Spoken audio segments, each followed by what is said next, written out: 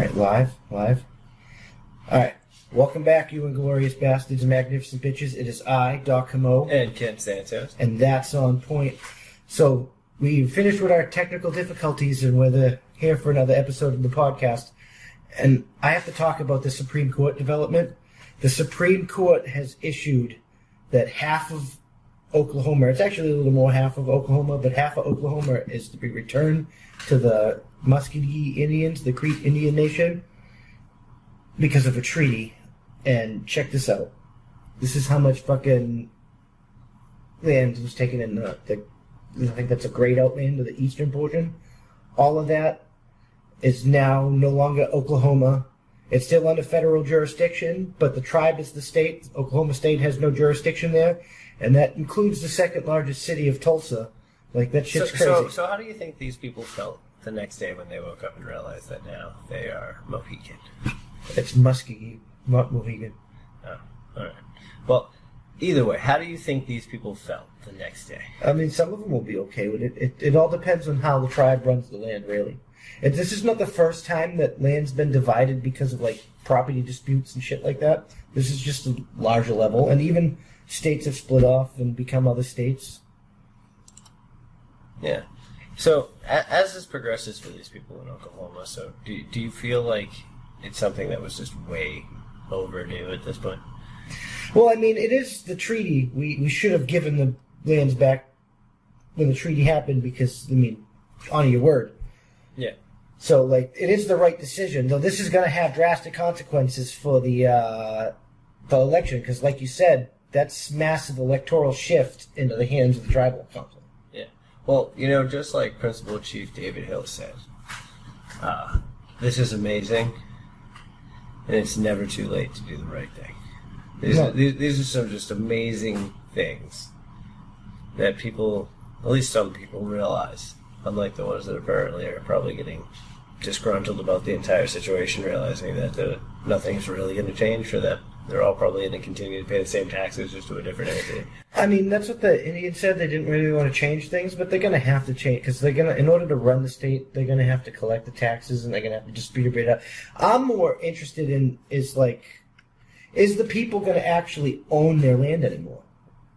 You know, that is a fantastic question. I think that's one of the things all these people are probably going to be afraid of. Like, you know, if you're giving them the land and I've purchased this land, is the country going to compensate these individuals that might want to, like, leave and give the Indians their land? I mean, if they don't own deed of ownership or have deed of, like, I mean, states owns the land.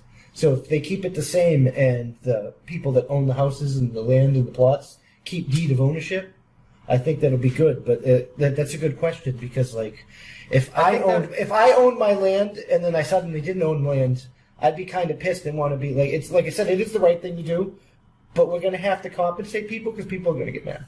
Yeah. So the way I'm seeing it now, at least based off of the way I'm gathering, is I think they're just going to collect the taxes themselves. All of the revenue that was being created for all of those properties over the years that was originally going to the federal government in the state, and so it's still a federal territory. Well, yeah, but majority, I think, is federal. The state's the only thing that doesn't have authority. So, like, Oklahoma is the only thing cut out. So, how is their relationship with the federal government, though, at this point? The natives, they've been denied the treaty for fucking centuries. So, do you think this is a way to get them on their side? No, I think it's because we have a fucking awesome Supreme Court. And they've been making kick-ass decisions. They've been making a lot of no's where there should be no's and a lot of yeses where there should be yeses. And this is a yes. This is an unequivocal yes. Do you think it took too long? Yes, it definitely took too long.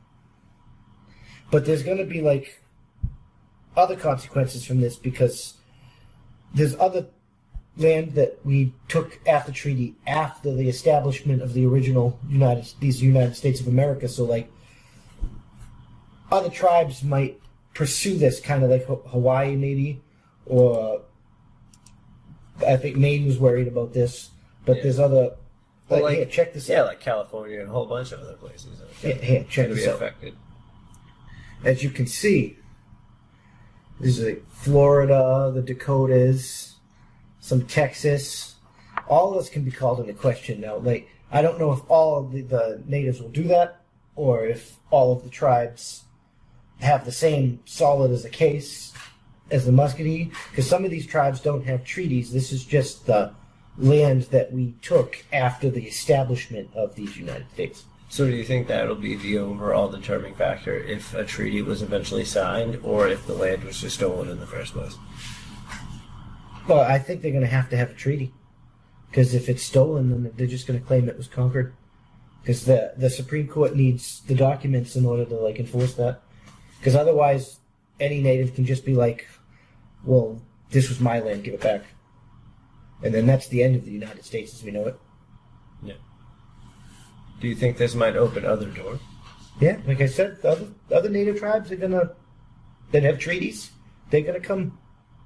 Well, I'm saying beyond native tribes. Wait, open the door for what? Any of the other ones that fail claim. Do you feel that might be something? I mean, we they've might always deal with made because of claims, this? but the Supreme Court can't honor that claim without valid legal documents. So they have to be a treaty holder. Yeah. Well, Unless they're going to, like, a claim agree with, like I said, they could file war crimes, but yeah. Well, I don't know. It's all very intriguing at this point. It's one of those things, you know, like I've said before, it's way overdue. Well, depending on, like, this could go fast if more tribes show up and they hear the case, and, like, if more land gets transferred before the next election, that's going to have drastic consequences for this election. The electoral power is shifted.